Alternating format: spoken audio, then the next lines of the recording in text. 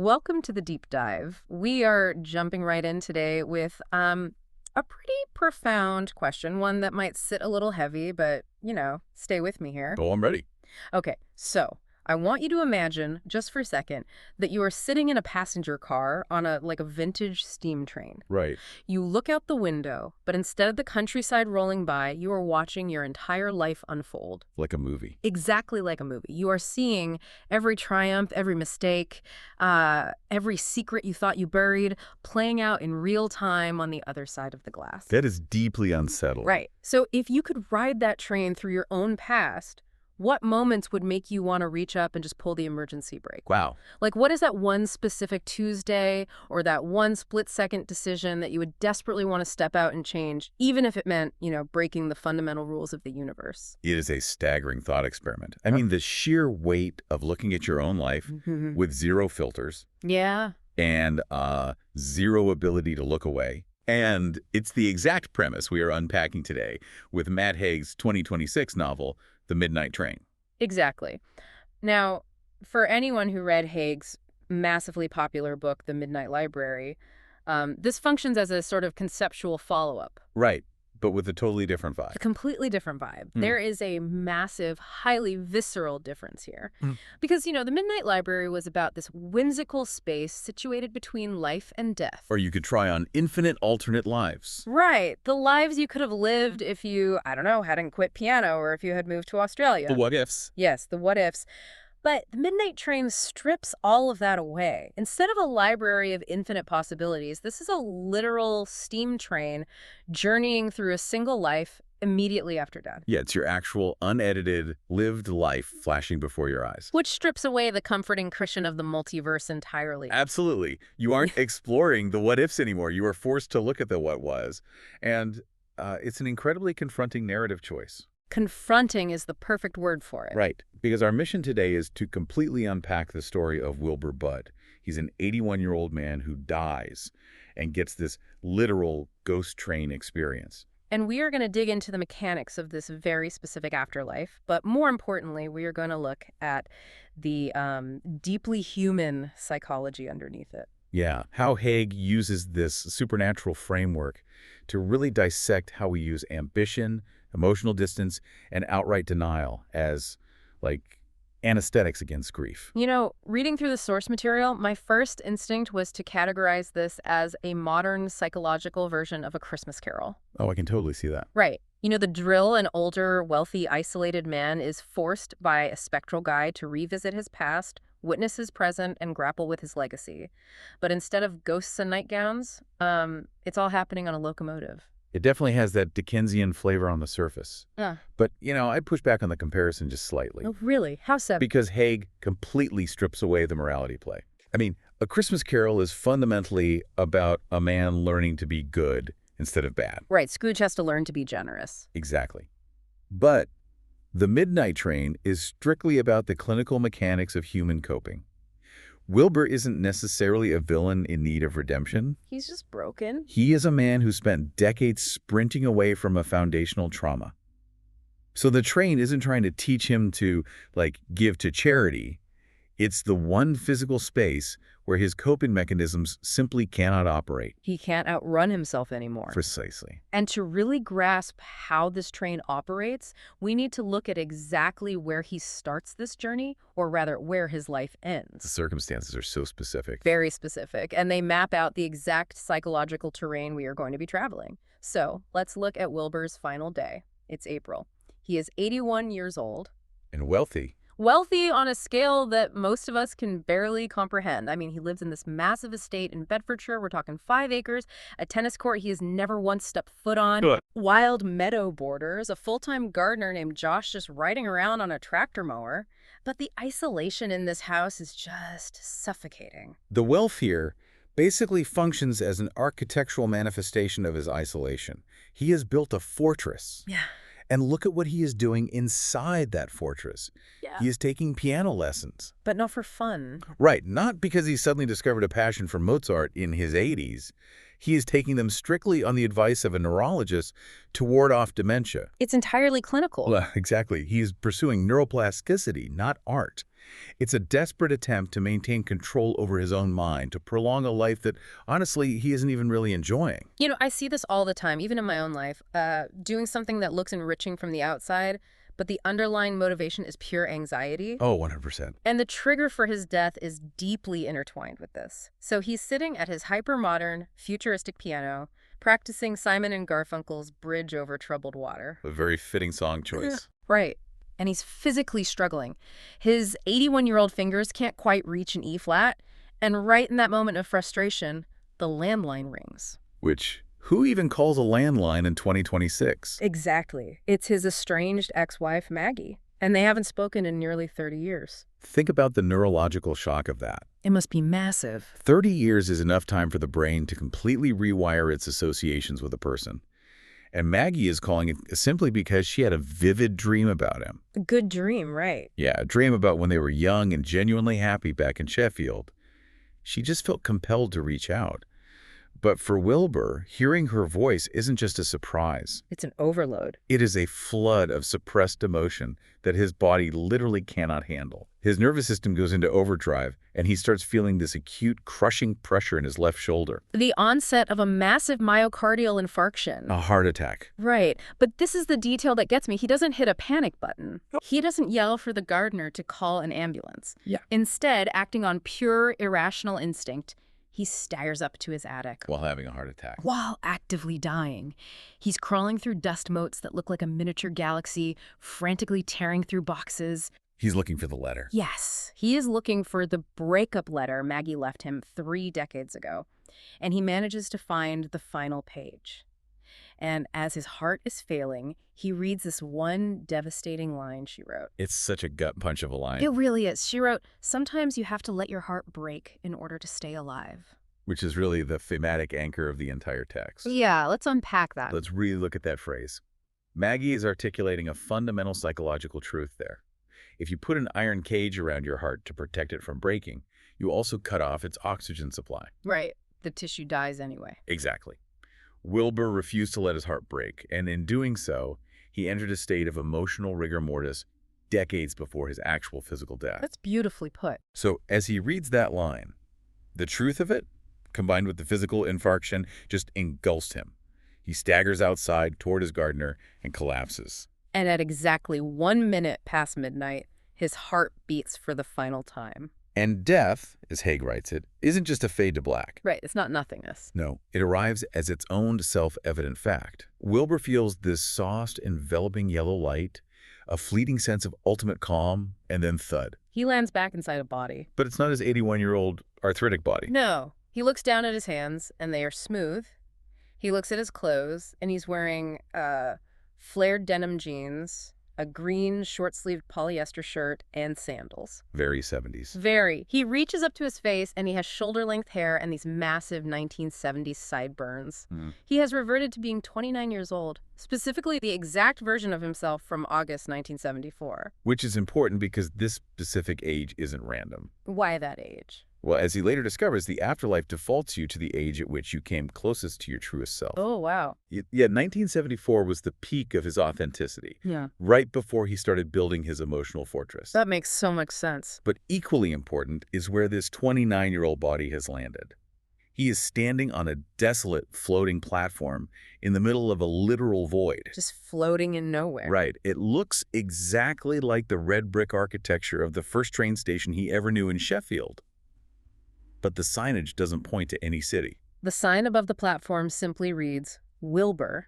The ultimate personalized waiting room. So a ticket flutters down from the sky like an autumn leaf. It says, "Single journey, the midnight train." Single journey, no return trips. Exactly. He hears a whistle, and this massive, gleaming, dark blue steam engine pulls up to the platform. And it's not just a generic train. No, it's highly specific. It's a 3-cylinder express passenger engine called the Duke of Gloucester. Now, the nameplate on the side has been swapped out to read the Midnight Train, but Wilbur recognizes the model immediately, because this was the exact model of a die-cast toy train his older brother, Dougie, gave him when Wilbur was just a 6-month-old baby. The architecture of Haig's afterlife is completely subjective. It is constructed entirely from the psychological raw material of the deceased. Which is such a cool concept. It really is. The mode of transport is deeply personal and symbolic. Wilbur's guide actually mentions later that for Wilbur's father, who died in a bomber plane during World War II, the journey was on a spectral aeroplane. Wow. But for Wilbur, it is this specific train. And a train represents a track you cannot deviate from. It represents a journey with predetermined stops. You're just along for the ride. Exactly. But more deeply, this specific toy train model is a symbol of childhood innocence, brotherly love, and as we will explore, the foundational trauma that basically derailed his entire existence. So the doors hiss open, and stepping off this magnificent train is the guide. Her name is Agnes Bagdale. I love Agnes. I absolutely love her character. She is the formidable, prim, intensely literature-loving former owner of Bagdale's bookshop in Sheffield. A very no-nonsense woman. Completely. Now, Wilbur actually worked in her bookshop when he was a young man, but he only knew Agnes at the very end of her life when she was elderly and frail. But here, she's different. Yeah, here on the platform, she appears in her absolute prime from 1921. She's wearing a sharp cloche hat and a structured pencil skirt. She looks like a woman who does not tolerate overdue library books or existential whining. Agnes functions as the objective librarian of his soul. Yeah. She isn't a god. She explains that she is a ghost herself, but one who has been granted the temporary knowledge of the universe in order to guide him. So she's just doing her job. Exactly. Her role is to explain the mechanics of this transitional space. The train is going to travel strictly forward through the chronological timeline of his life. Yeah. It will stop at key representative moments, allowing him to view his own history from the outside so that he can truly understand the arc of who he became. And to ensure the integrity of the universe, she lays out 3 absolute, non-negotiable rules. Okay, let's go through these rules of eternity because they dictate the entire plot. They really do. Rule number 1, he must get on and off the train exactly when she instructs him to. No wandering off. Right. Strict schedule. Rule number 2, absolutely no meddling. He cannot try to yell at his past self. He can't try to change decision. He cannot alter the timeline. The observer effect, basically. You just watch. Just watch. And rule number 3, which she is incredibly intense about, he must never be present when his living self falls asleep. That 3rd rule is the linchpin of the whole metaphysical system here. Why is sleep so dangerous? Well, Agnes explains the mechanics behind it pretty clearly. If his sleeping self, the living Wilbur in the past, whom they call the dreamer, if that dreamer opens his eyes and sees the ghost, the living Wilbur will instantly dream of his entire future. He'll download the whole thing. He will download the knowledge of his whole life. Yeah. And the universe cannot sustain that paradox. If a person knows their future with absolute certainty, their life inherently changes. Right, the timeline would buckle. The train would literally derail into the void, and the ghost, this 29-year-old observing version of Wilbur, would be annihilated. He would lose his guaranteed eternity where he is promised a peaceful reunion with Maggie's soul. You know, when I read these rules, my brain immediately went to modern trauma therapy. Well, that's an interesting connection. Think about it. If you go to a therapist to process PTSD, they often use exposure therapy. You are asked to mentally revisit the past in a safe environment. You observe the memory. You are supposed to understand the mechanics of what happened. Right. But the absolute golden rule of processing trauma is radical acceptance. You have to accept that you cannot reach into the past and change it. You can look, but you can't touch. That is so true. You have to let the memory play out so your brain can stop trying to fight an outcome that has already happened.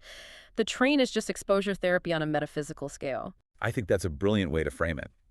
Because what is a ghost, really, but a memory that refuses to settle? Ooh, I like that. In neuroscience, when you experience trauma, your amygdala, your brain's threat detection center, gets stuck. It constantly replays a traumatic event, flooding your body with stress hormones, because it hasn't categorized the event as over. It thinks it's still in danger. Exactly. The brain thinks it's still happening. Exposure therapy forces the brain to look at the memory while the body remains safe, allowing the hippocampus to finally timestamp the event as in the past. So Agnes is acting as the therapist. Yes, she is forcing Wilbur to timestamp his life. And her rule about sleep points to a fascinating vulnerability in human psychology. In sleep, our rigid waking defenses are down. The barrier between the objective truth of a completed life and the living subconscious is highly porous. That makes a lot of sense. So the train is a vehicle for radical acceptance. But to accept who he became in his 80s, Wilbur has to first see what broke his compass in the first place. Which takes us into his early life. Right. The train starts chugging through the timeline. The early stops are brief, but they are like little Russian nesting dolls. They contain the seeds of everything he will become. What do we see at the early stops? We see the baby Wilbur receiving that toy train from his brother Dougie. We see Wilbur at 13, sitting on his doorstep, totally absorbed in Hemingway's The Old Man and the Sea. Showing his early love of literature. Exactly. We see his early teenage friendship with a kid named Charlie, who is this brilliant, stuttering outcast obsessed with quantum physics, UFOs, and David Bowie. Those stops establish his baseline.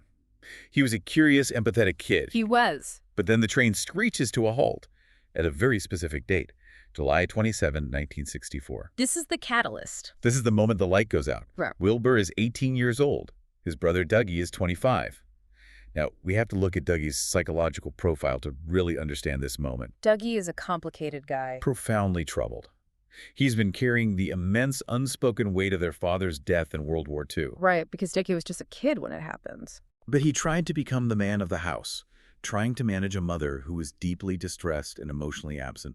And Dougie processes this overwhelming lack of control by lashing out. He gets into fights. He fights people, he steals. He is pure chaotic energy, masking deep terror. And on this specific July day, Dougie's chaos peaks. He steals a car. A very nice car. An all-gleaming, elegant black Wolseley. The police spot him almost immediately. Wilbur, who has spent his entire life trying to be the responsible anchor for his wild brother, tries to stop him from throwing his life away. He tries to intervene. He runs up to the car, jumps into the passenger seat, and frantically tries to pull the handbrake. But Dougie hits gas, and suddenly they are in a terrifying high-speed police chase through the narrow streets of Sheffield. And here is where Haig uses the supernatural premise to devastating effect. Wilbur, as the 29-year-old ghost, is forced to step off the train and watch this exact moment. He can't just look away. He tries to.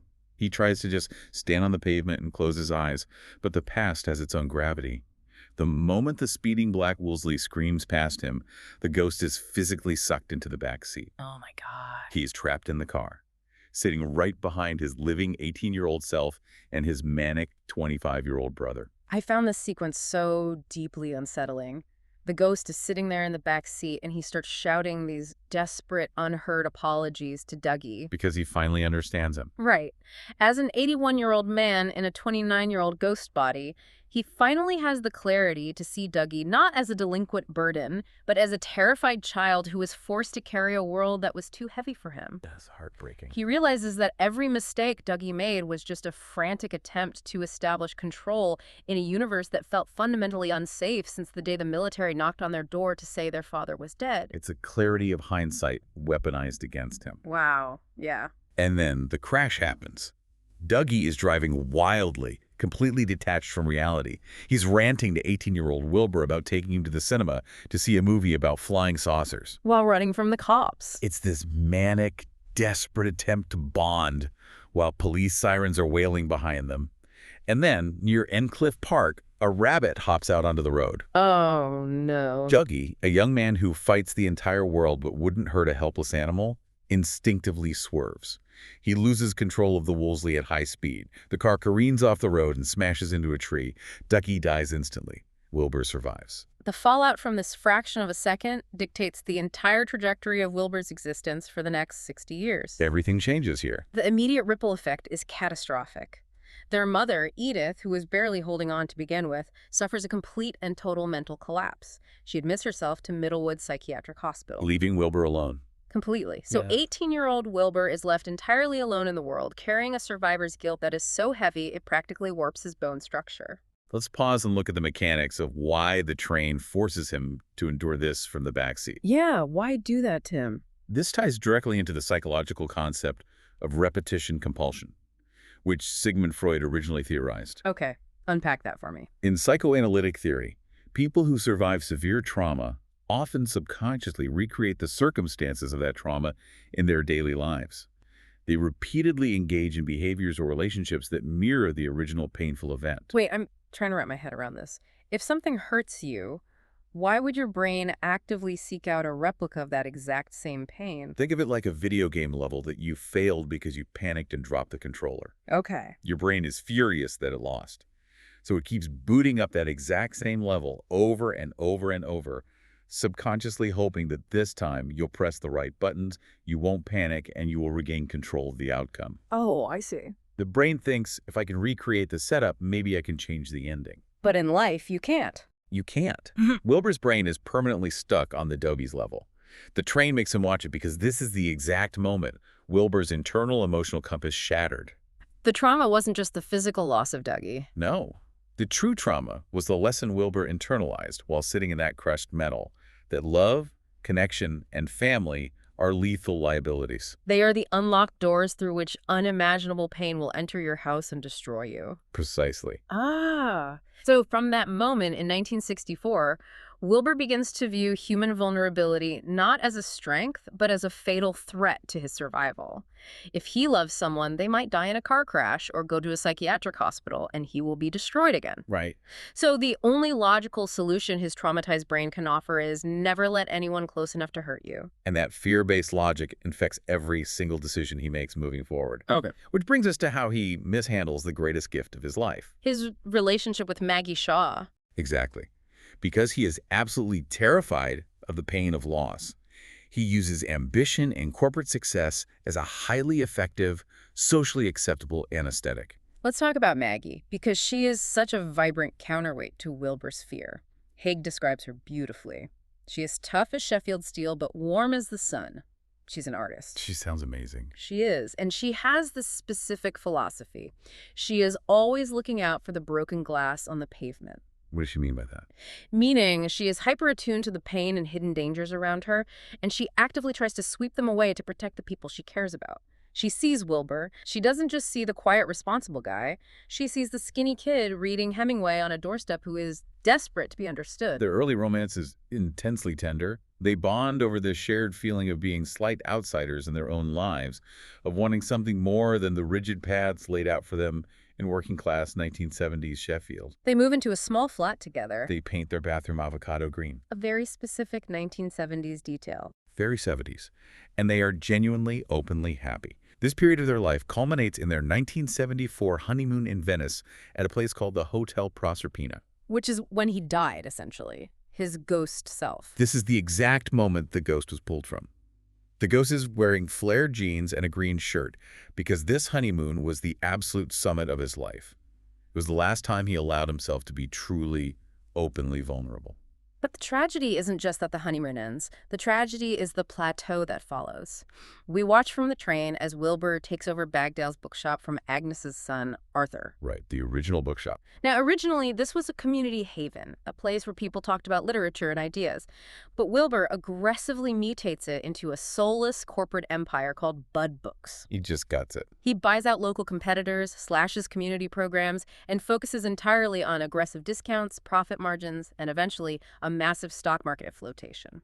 He loses all interest in the actual magic of books. We have to unpack the mechanism of this workaholism. It's not just Gordon Gekko. 1980s greed is good capitalism. No, it's deeper than that. It is a profound trauma response.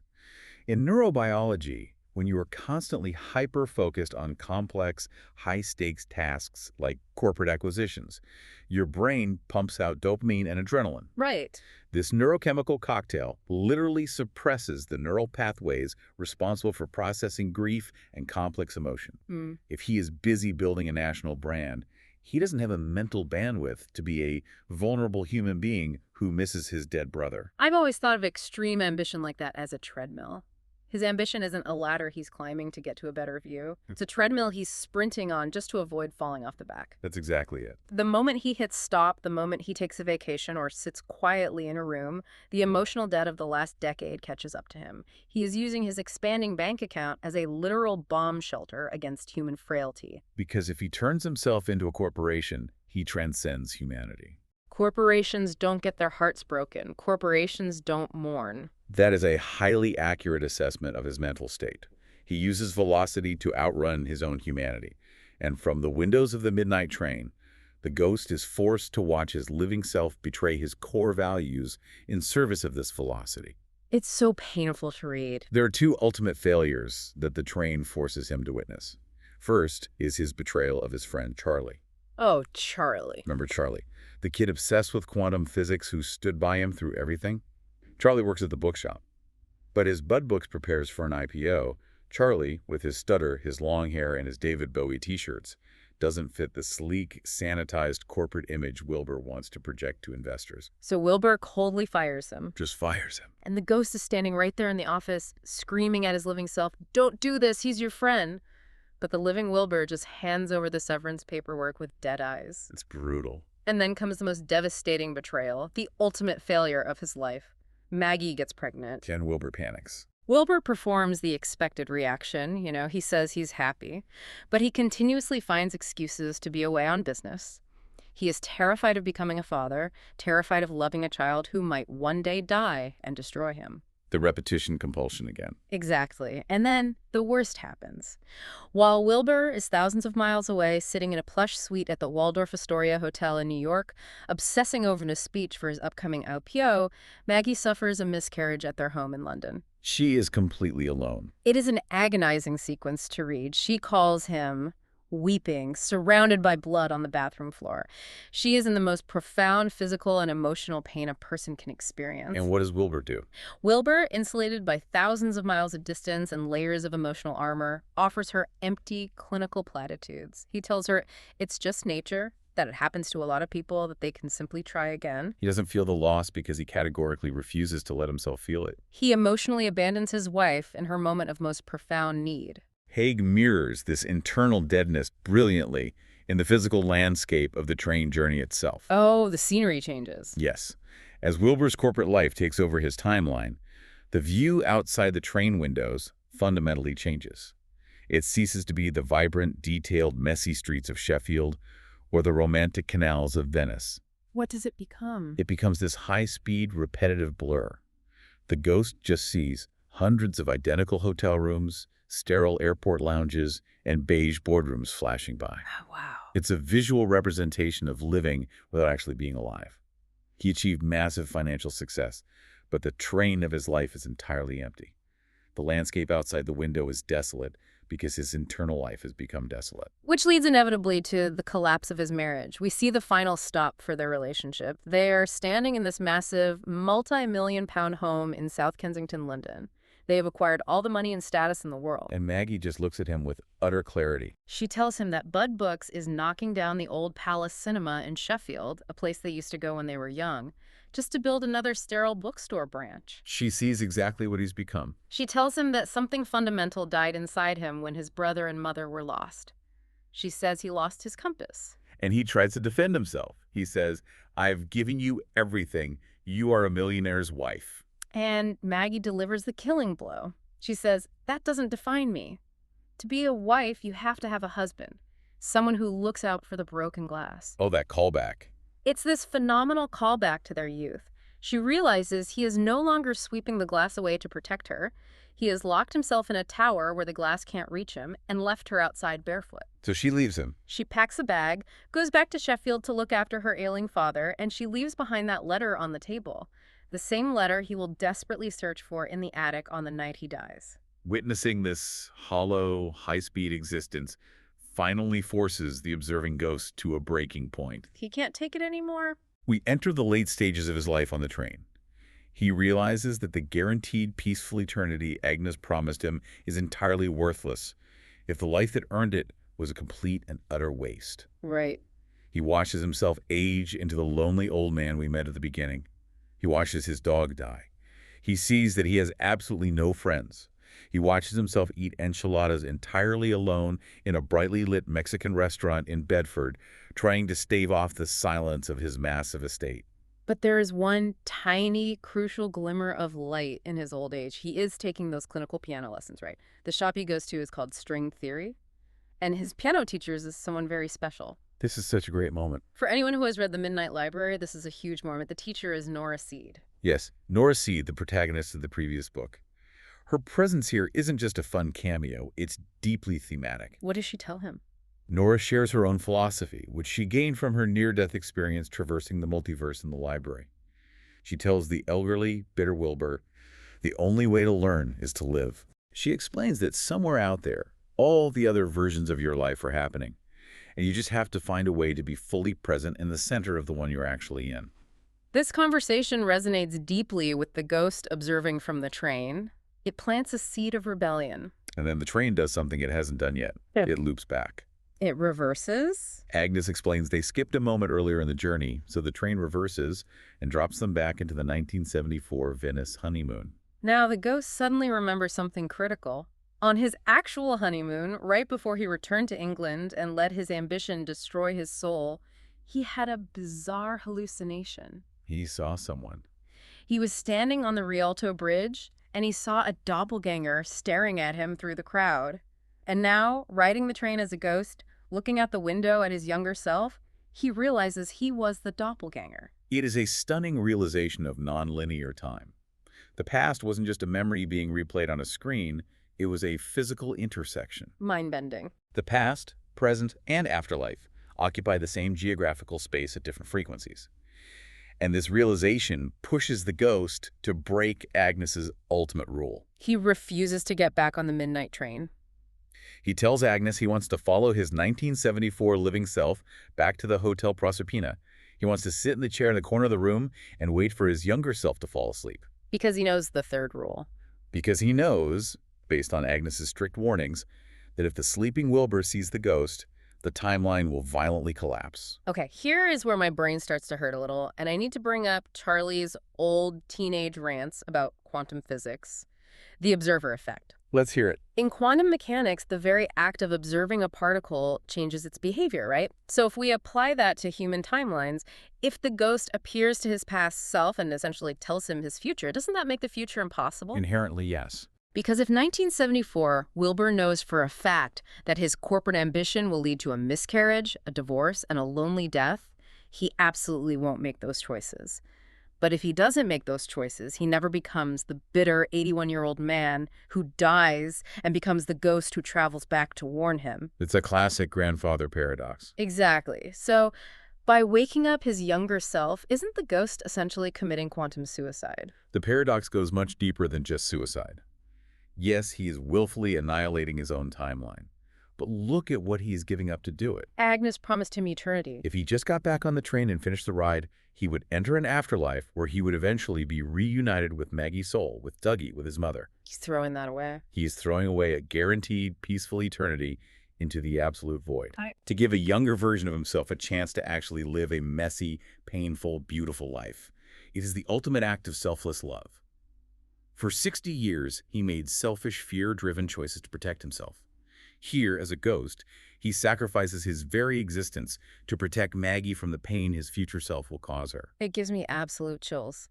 He loves Maggie so much and regrets his failures so deeply that he would rather cease to exist in heaven just so a version of him can make her happy on Earth in 1974. Which triggers a literal and metaphysical derailment. The 1974 Wilbur, the living one, let's call him the dreamer, falls asleep in his clothes on the hotel bed. And instantly, his consciousness is pulled into the afterlife station. The dreamer finds himself standing on the platform next to the ghost. They are identical. They're both 29 years old, both wearing the flared jeans and the green shirt. And reality begins to buckle under the weight of the paradox. The midnight train arrives, but it is not the majestic machine from before. It's screeching. The metal is tearing. The whistle is deafening. The tracks are warping in the void. The ghost grabs the dreamer and drags him onto the moving train. It is absolute chaos inside the carriage. The ghost forces the dreamer to look out the window at the bleak, desolate future of corporate greed. He shows him the empty boardrooms. He forces him to watch the moment Maggie leaves him in the London house. The ghost is screaming over the sound of the tearing metal, delivering his final, desperate lesson. He begs the dreamer not to run from the pain of Dougie's death. He warns him that if you spend your life trying to avoid pain, you just create a life entirely defined by it. You build a prison out of your own armor. He tells him to stop trying to transcend his human vulnerability through wealth. And as the dreamer absorbs this horrific vision of what he is destined to become, the universe snaps. The train literally breaks in half. It is a massive, visceral action sequence set inside a metaphysical space. The carriage floor gives way. Agnes Bagdale, the prim, composed 1921 bookseller, loses her footing and slides toward the open void. The dreamer lunges and catches her arm. He is holding her over the abyss, desperate to save his guide. But Agnes knows the mechanics of the universe better than anyone. She knows the paradox has to resolve. She looks at the dreamer and tells him he must let go, so the train can sever the timeline and save his consciousness. She sacrifices herself. She actively sacrifices her own existence, yelling her final, defining instruction over the roar of the void, "You must live." And she falls. It's an incredible moment of grace from her. The moment the dreamer lets go, a blinding light engulfs everything. The noise stops, and the dreamer suddenly gasps awake. He is back in his physical body. Lying on the bed in the hotel room in Venice, he looks frantically at the clock. Only 5 minutes have passed in the real world. The ghost is gone. The timeline has reset, the bathroom door opens, and Maggie walks out. She is holding up a blue dress she just bought, the exact same blue dress the dreamer just watched her wearing in the bleak vision of their doomed future. But the trajectory of that future has fundamentally shifted. The timeline is unwritten again. Because he has the knowledge now. As they leave the hotel and walk out into the warm Venetian evening to get dinner, Wilbur does something he never did in the original timeline. He voluntarily initiates a conversation about his pain. He talks to Maggie about his brother. He looks at her and openly says, "I miss Dougie. I miss him every single day." Wow. He accepts his grief instead of burying it under a foundation of ambition. And crucially, he tells her he doesn't want to aggressively expand the bookshop. He turns away from the path of corporate greed before he even takes the first step. You know, it reminds me of a musician. In the original timeline, Wilbur lived his life like a terrified classical musician clutching a piece of sheet music. He was so terrified of hitting a wrong note, so obsessed with rigidly controlling his environment and his bank account, that he forgot to actually listen to the music. That's a great analogy. But life isn't a recital. It's meant to be improvised. You have to play the notes as they come, wrong notes and all. And in that final scene, as they stand in Piazza San Marco, they literally agree to just make it up as we go along. He puts down the sheet music and finally starts playing jazz. I think that's a beautiful way to frame it. The profound magic of Haig's conclusion isn't a cheap science fiction fix. Right, he doesn't fix the past. Wilbur doesn't get to go back to 1964 and pull the handbrake to save Dougie. Dougie still dies. The mother still goes to the hospital. The trauma fundamentally remains. The grief is still buried deep in his bones. The train didn't fix his past. What changed is Wilbur's response to his past. He chooses to let the pain exist without letting it dictate his actions. He chooses vulnerability over armor. He finally understands the truth of Maggie's letter before she ever has to write it. He chooses to let his heart break so he can stay alive. Which brings us to the core of why this book hits so hard and what we can actually take away from it. The pursuit of success, whether that's money, status, or just being the person who has everything perfectly organized, can sometimes just be a socially acceptable way of hiding from emotional vulnerability. Wilbur thought he was building an empire, but he was really just building a bunker. And you cannot share a meaningful life with someone if you are hiding inside a bunker. Exactly. The book is an invitation to examine our own anesthetics. How are we numbing ourselves to the reality of our lives, and who are we shutting out in the process? It's definitely something to think about. And that's what I want to leave you with today.